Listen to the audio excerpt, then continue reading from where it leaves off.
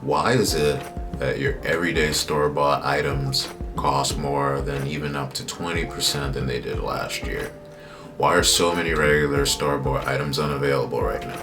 What's up with the title of this video? Housing, inflation, stock market all-time highs. What's next? Let's talk about it. After a year and a half of downplaying inflation concerns, the US government has now come out and said that inflation is 6.5%. So if you're an American, here's my question for you. Do you have savings in your bank account? Most people just live paycheck to paycheck. But if you do, well, let's do some simple math. How much is your bank paying you to do business with them? How much interest do they pay you on your savings? Let me guess, is it 0.00000001% or something like that? Well, on average, it's 0.06, but you get my point.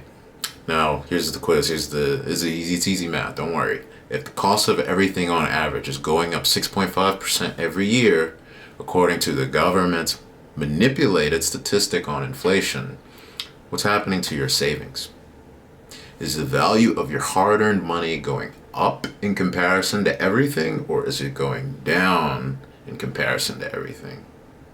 Now, if you have savings, I'm sure you heard, when you were a child, little boy, little girl growing up, good boys and good girls, they save pennies away for a rainy day. You might have even had a piggy bank. What your parents probably didn't tell you was, hey, by the way, make sure governments don't steal that from you. Unless, of course, you grew up in like Germany or India or the communist USSR when they had their money taken away from them. But if you're American, you probably didn't have that happen to you.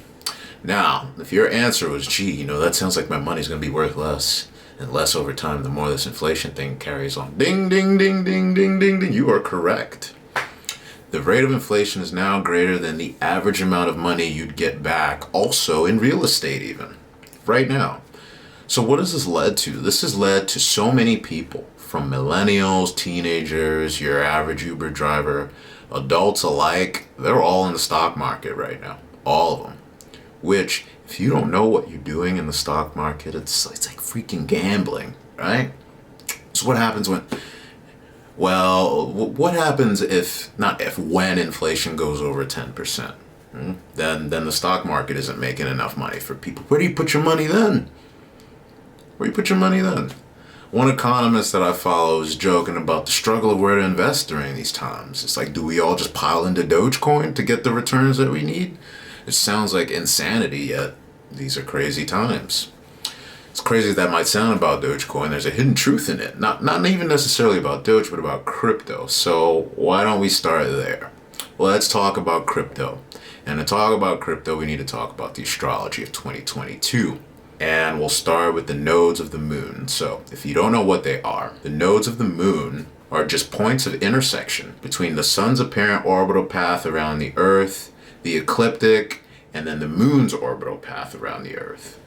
All the planets have nodes, by the way, which most people don't talk about. Most people only know of the nodes of the moon. That's way beyond the scope of the video. It's just an FYI. We're talking about the nodes of the moon. So the point at which the moon crosses the plane of the ecliptic when it's moving towards the north, we call that the north node. 2 weeks later, when the moon intersects the ecliptic going towards the south, we call that point of intersection the south node. So the nodes of the moon are really an axis.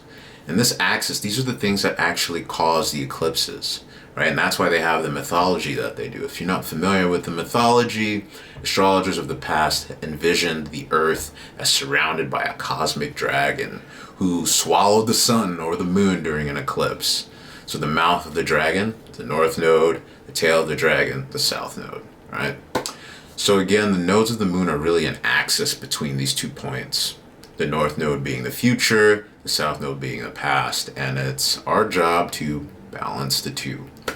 The north node, Rahu, it's given the name Rahu. So if you hear me use that, I'm talking about the north node. And the south node is also given the name K2. Rahu is shifting into the sign of Taurus and is going to join the planet Uranus, which I've been talking about all year long in 2021. You guys know that it brings crazy things, especially when there's aspects to it from other planets, and especially when those aspects go exact, because it's a very, very far away planet. So the more exact and tight those aspects, the more you really feel them with the planet Uranus, and they tend to be shocking.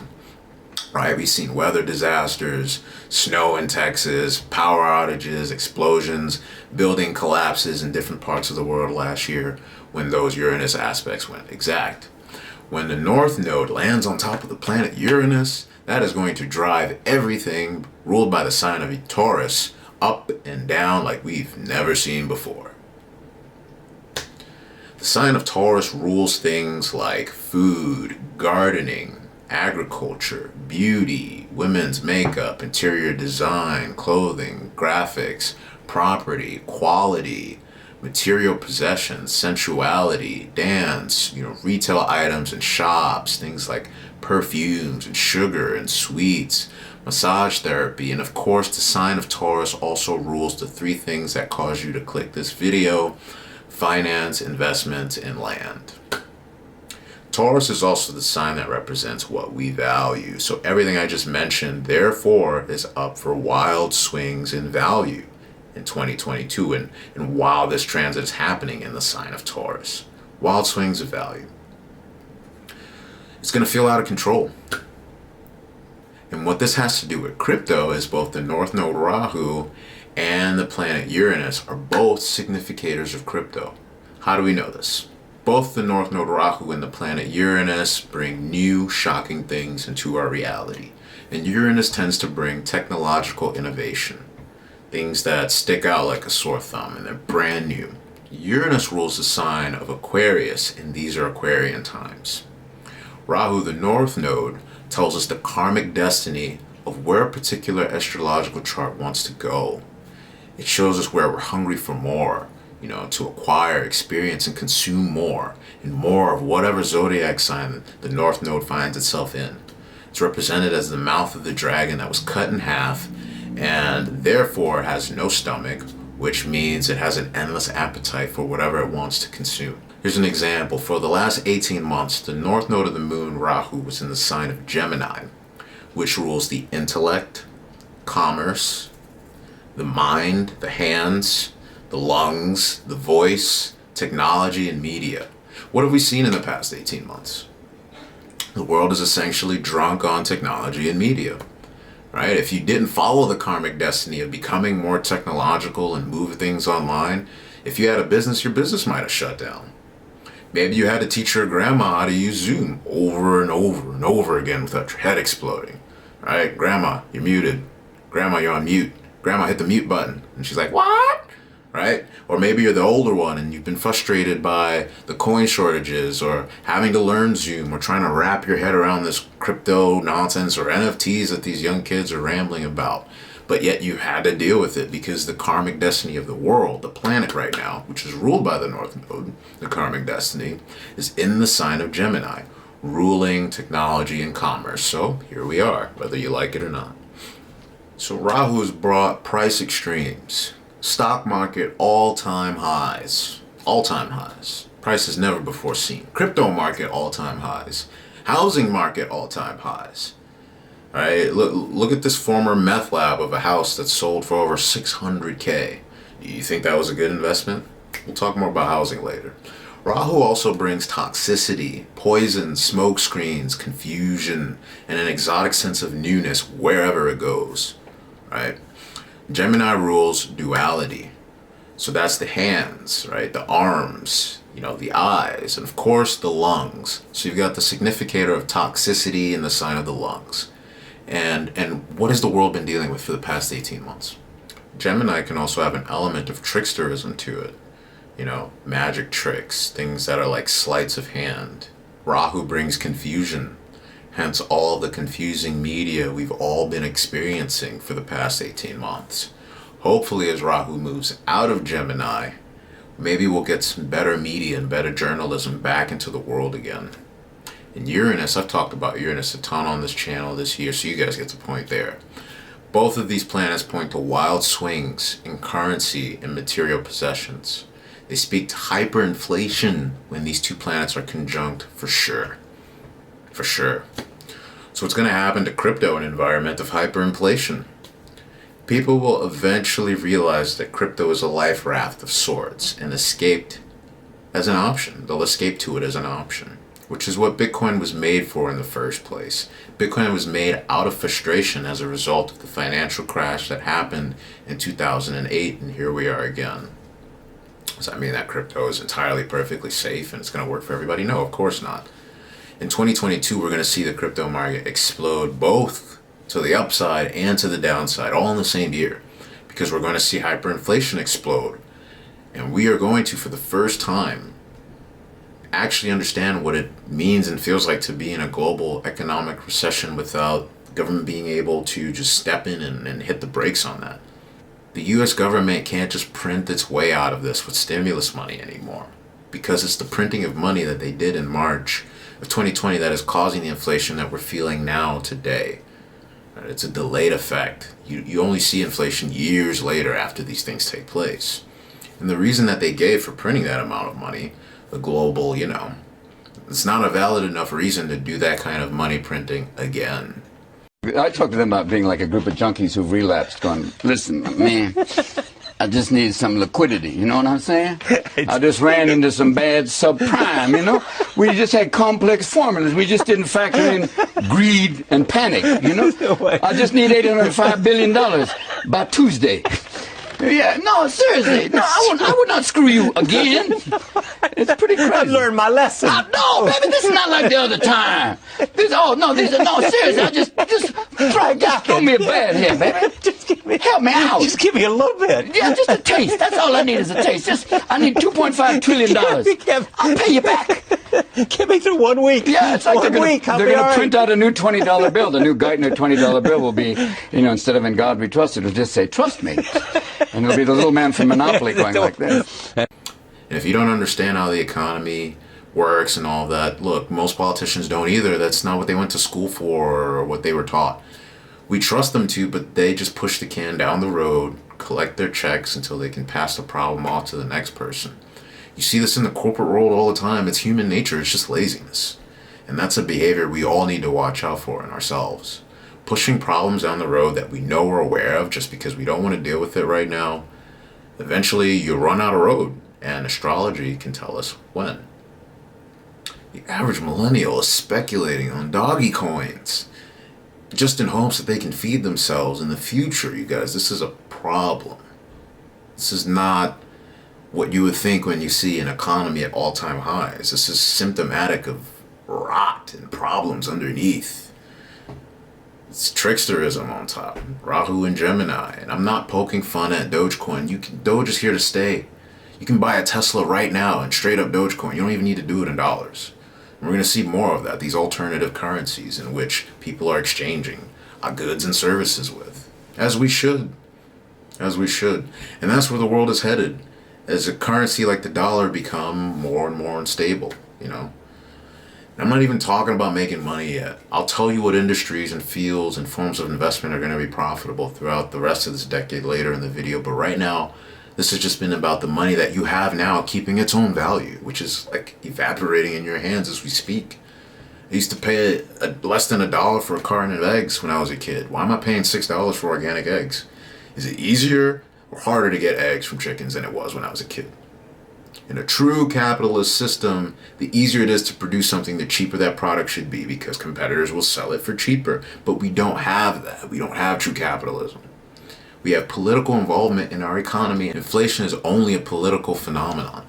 And to make sure you don't get mad at your government or your politicians and the Federal Reserve, who's really to blame for this, they would rather you be upset at the businesses so that you can support this narrative of owning nothing and being happy in 2030 with this great reset that they wholeheartedly intend to implement. A lot of this is happening because of policy.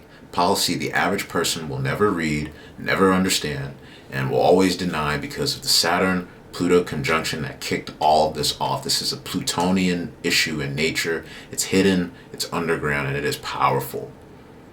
But the U.S. is starting to have a Pluto return in its second house, house of finances and money and value. And so this knowledge is starting to come up.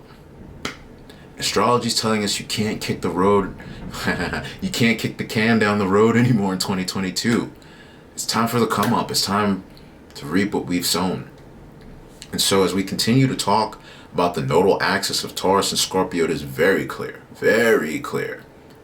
that money, resources, and the economy will be the biggest social issue of the next 18 months. Not what's going on in our lungs or what we are afraid of out there that we might breathe. It's going to be about money and values, and mine versus yours, and yours versus mine, and what's shared and what's yours, and all that. That's the next 18 months. I'm thinking of something I heard Tony Robbins once say, when people don't think what they do matters, eventually they think they themselves don't matter. And his point was that contribution saves your life and it enhances it. It gives you meaning and it gives you purpose. And the reason I'm bringing this up is because if you aren't in touch with what is of value and of real meaning to you, as defined by you, not as defined by me, 2022 might be a really rough experience or year in terms of mental health. Because so much of American society is material. It's material. And so when that starts to fade away, plus Rahu, the North Node, bringing toxicity, it can bring that sense of toxicness and confusion and smokiness to people's sense of values, because our personal values are also ruled by the sign of Taurus.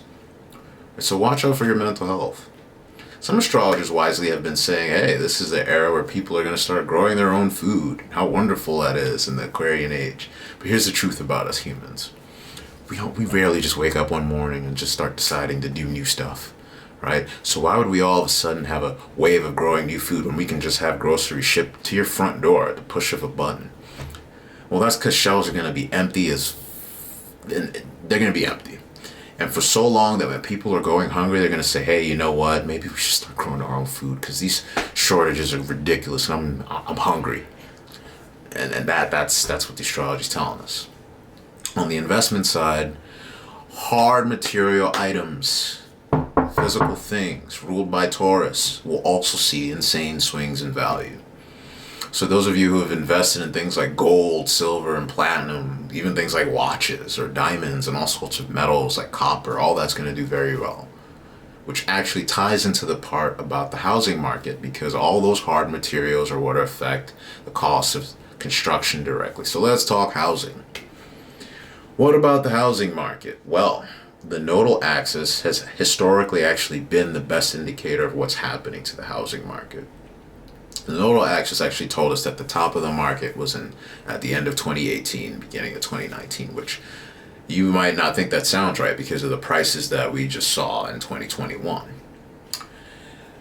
The nodal axis actually showed us that we were experiencing exaggerated prices, right? The top of the bubbles, so to speak, while the North Node was in Gemini. Now it's on its way down. At least that's what happens historically, and not counting for hyperinflation and what appears to seem like there might be some changes to even laws in real estate, which I'll maybe cover in another video when we talk about the US. But overall on the planet, the price of real estate should be going down. Across the world, the price of real estate should now be trending downwards until about the year 2026, 2027. That's what happens historically following the nodal axis. But here's some predictions of what we might see in housing in 2022. In 2021, I was actually concerned that Americans might actually become a country that only rents from like hedge funds and the wealthy, because hedge funds were buying up all the homes. And they weren't buying them to sell them later, they were buying them to rent them forever. Right? That started specifically in May of 2020, when the North Node of the moon Rahu entered the sign of Gemini, and it began its 18-month transit. And with commercial real estate like hotels, malls, office spaces, all being considered a death sentence at the time, it makes sense that they would shift their focus to something that made profit. And, renting houses, single family homes just looked really appealing to those hedge funds, right? And so these were the people that were buying houses last year without even looking, sight unseen, they called it, right? Why even look if the price is going up every day? If I don't like the house, I'll just sell it for more money later, right? That was the thinking a year and a half ago in May of 2020.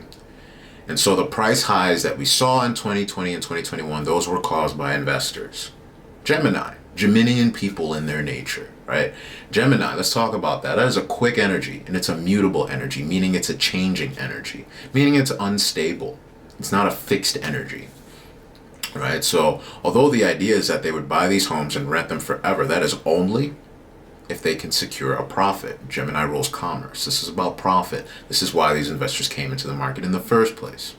They're not like the young couple that just had a baby and they want a family home to raise their children in. That type of buyers is what they call more sticky. They're more likely to stay in place and not just sell. You also had a lot of people who had money on the sidelines who decided to become second home buyers in 2020 because, well, something was going on in the air, and some people who lived in cities who could afford it decided buy a home outside of the city. Dual home ownership is ruled by Gemini because Gemini signifies duality, right? And Gemini is mutable, it's changeable, right? So you can have your winter home and you can have your summer home if you're good with commerce, right? If you have more than one property, if you have some of that going on for you. Now these are people with families, so they're less likely to sell, but it could turn out that these people might not want to be or might not even be able to afford dual home ownership after the North Node leaves the sign of Gemini. Right? Maybe the toxicity of the lungs disappears and they don't want the second home anymore. The financial boost that they had while the North Node was in Gemini, maybe that disappears. Or for a multitude of personal reasons in their own charts. But those buyers are probably the stickiest of those that were shopping. Except, of course, the most sticky, those that were actually buying their first home in 2020 and 2021. Your traditional home buyers. Those are the ones that are always coming in and out of the market, people looking to buy. Not so much the investors that were coming in towards the top. Then on top of that, you got your house flippers, those who renovate, the twin brothers on HGTV, whatever they're called. Some of the people who just buy, they put lipstick on a pig and they're trying to sell that for a profit. All those people were coming into the market because prices were higher than they were ever been and they wanted to turn a profit. That's also Gemini, a Geminian energy, a changing energy. It's not a fixed energy. That means, what does that mean? That means that the all-time highs in prices that we were seeing in the housing market were strictly caused by speculators. That's the type of behavior you see at the end of a bubble when a bubble's ready to pop. That is the psychology. People become irrational in their ability to value things. The price just goes up and up and up solely because of the emotion of greed, not based on what the house is actually worth. So, what does this cause? There's a lot of new home and apartment construction that has been in the works in 2021, and even more scheduled for 2022. Investors bought up all this land to build property for rent, and they did so by promising profits to the people they borrowed money from. Can they keep that promise? Will Americans be able to afford the rents that they want to charge? It's not like we have more humans on the planet either. We have less. And now they're adding more housing and properties to the supply when the demand for housing and rents is already maxed out. That's what the North Node in Gemini has done. That's what it's brought. Nobody else could afford to buy at those levels. So who are they going to sell to when there's no one else left to buy? And that's how bubbles pop. That's how markets go into crash territory.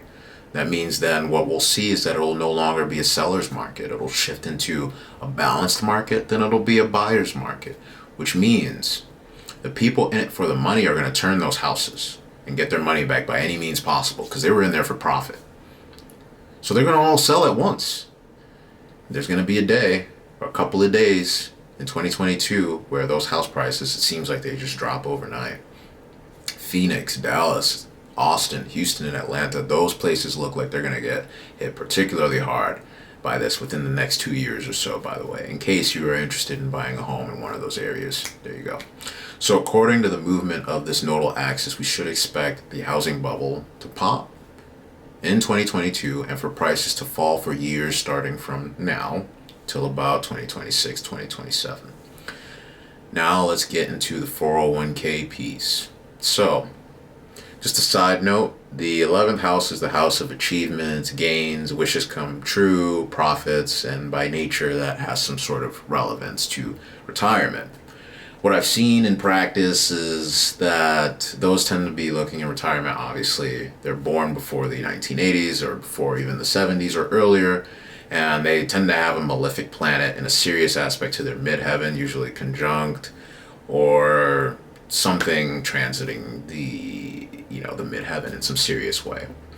So if you're of that age where you got a 401k and retirement is really important to you, now in the next 2 years, or really the next 2 to 5 years, of malefic aspects or transits to your 11th house. These are things you might want to know. Maybe you want to talk to them about your astrologer with and see what that's looking like. So malefics being Saturn, Mars, Chiron, if they're in any aspect to your midheaven or your 11th house in any way, you might want to get that checked out.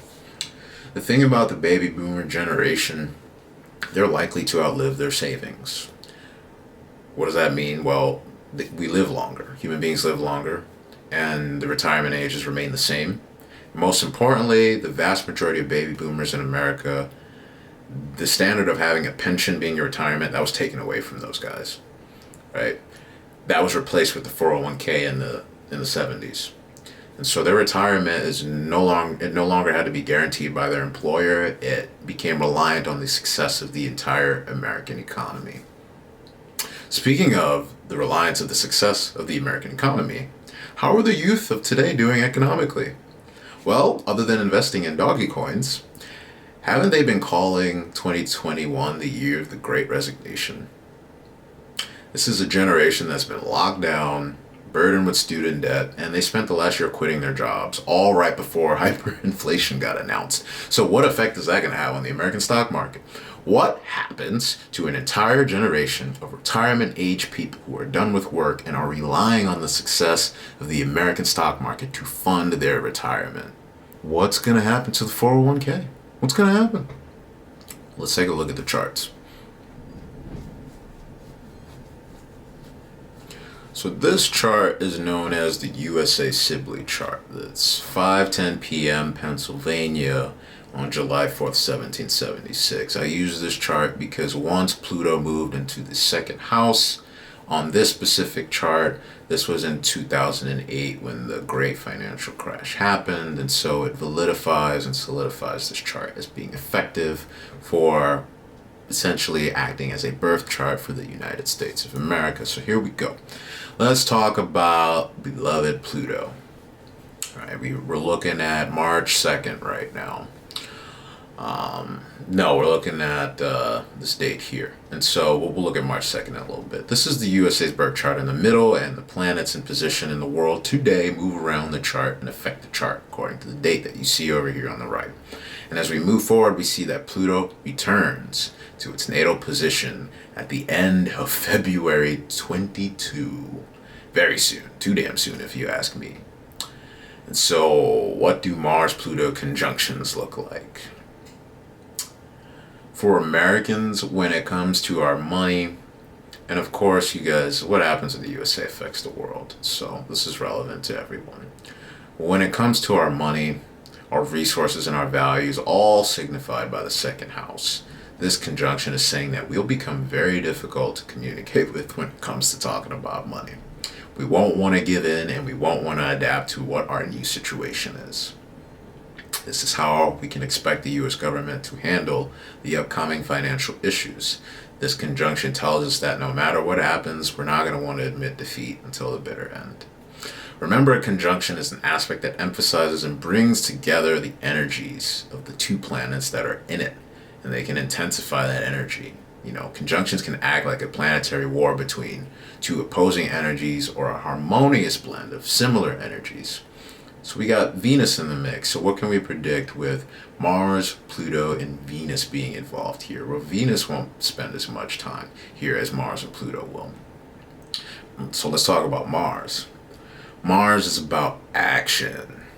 Mars is the hormone testosterone. Mars is assertive, aggressive, and competitive. Pluto is power. And Pluto brings transformation by way of complete destruction. When you think of Pluto, think of the mythology of the phoenix. Everything gets burnt up, everything. And it's out of those ashes that something new arises. Pluto is actually a higher level of very similar energies of Mars, which means it takes Mars energy to a whole other level. Mars rules the sign of Aries, and Aries is all about, this bursting forth of energy, right? It's childlike, but it's also rebellious and chaotic. It governs warriors and battlefields, where Pluto is the modern day ruler of Scorpio, and Scorpio rules things specifically what we're talking about, like taxes, investments, inheritances, and death. There's a saying that Scorpio energy says, what's mine is mine, What's yours is mine. And by the way, you're mine too. And so you got to remember that Scorpio is ruler of, or ruled by both Mars and Pluto, Pluto being the more modern ruler. So both of these planets, it's like Scorpio times two. These energies are coming together, they're blending, right? So this is potent, this is strong, this is power. This is going to be a powerful, powerful experience. And Scorpio is representative of the 8th house, which I've talked about in the first video of this channel. What does the 8th house rule? As a primer, it rules other people's money, bankruptcy, tax and bill collectors, financial organizations, financial relationships, also with other countries, right? So the U.S. is going to be talking to other countries about money, maybe even borrowing, you know, even trying to borrow oil. I'll talk about that in a little bit later. Financial backers, you know, inheritance, public income, insurance of all kinds. So if you count on insurance to come through and it doesn't, some of that can be seen by the 8th house type of experiences one might have. Interest rates. Interest rates are huge when it comes to our stock market, and that's ruled by the Federal Reserve, and they've been keeping them low. Financial legacies, loans, financial liabilities, money gains that you get from your partner or from the public, investing, stock market, right? National debt, the nation's earning power, financial affairs, you know, inheritances, I said already, wills, you know, power of attorney, all that type of stuff, estates, joint finances, shared bank accounts, all those things are ruled by the 8th house, right? Accumulated wealth, personal property, pensions, 401k, right? Everything like that. This conjunction is all about a great deal of money being accumulated through secretive and mysterious means. Pluto, power, they're synonyms, right? So this conjunction is concerned about being in control and ruthless power struggles over money, period. There's no other way to read it. This conjunction is going to take people's money using power. It's going to also take power over people, like indentured servitude.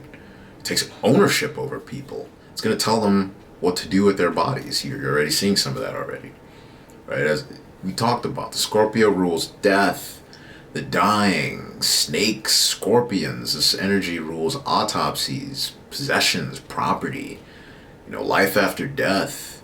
You know, it rules the colon and things that are excreted and things that need to be let go, you know. So like the Ghislaine Maxwell case, this conjunction is going to bring up even more themes of violence, sex, money, power, the dead, and greed for the next 18 months. This is going to be what we experience. Mars and Pluto conjunctions, they can indicate tragedy. And we can read this as a financial tragedy in the chart of the United States of America.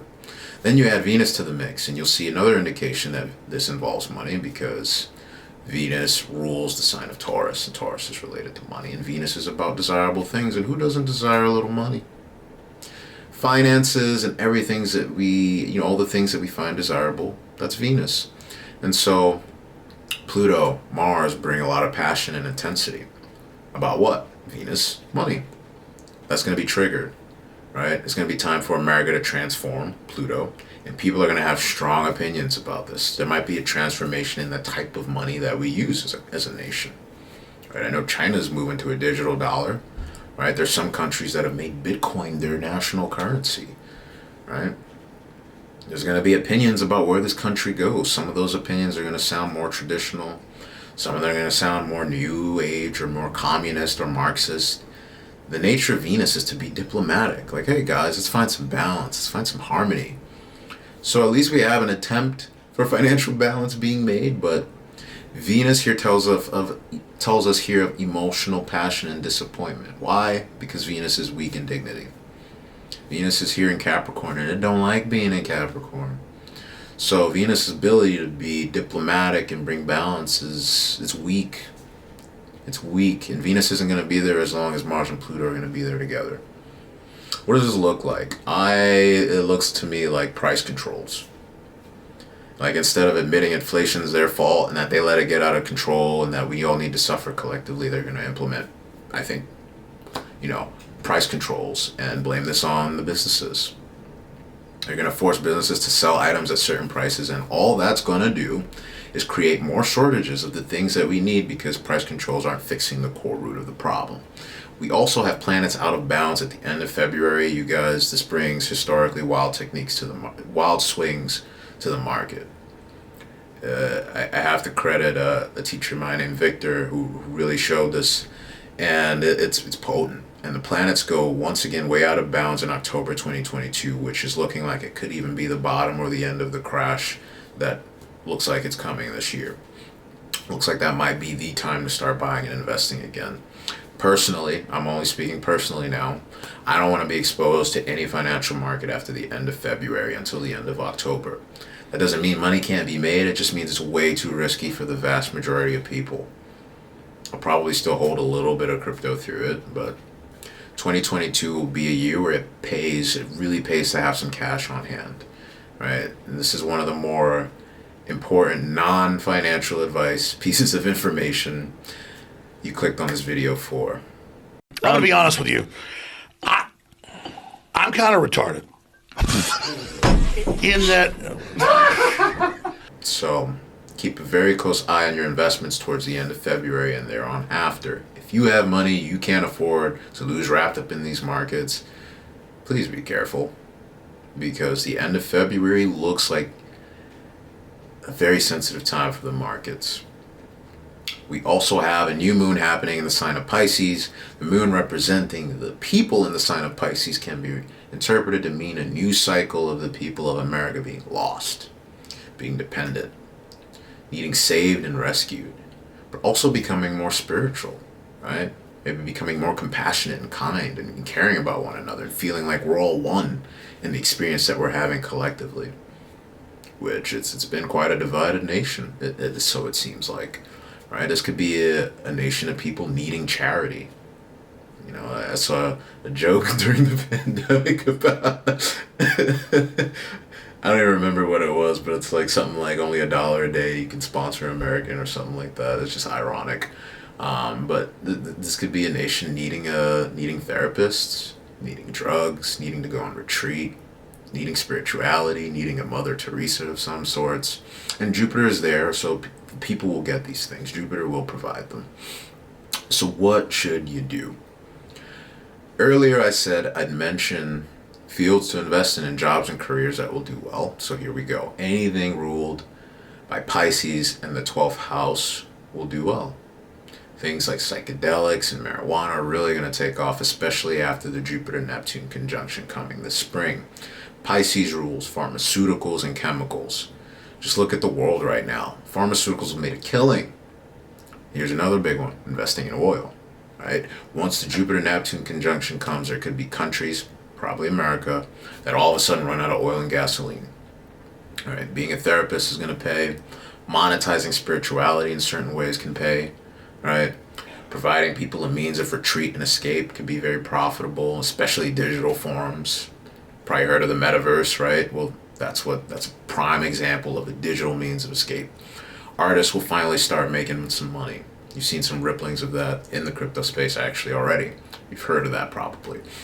But essentially this, if you can create a world where people can lose themselves in it, if you can sell an entertaining illusion, and if you can access people's subconscious minds, you know, or work in some sort of a compassionate career and monetize that in some way, you'll be making some money. These are the Piscean themes that you can profit off of.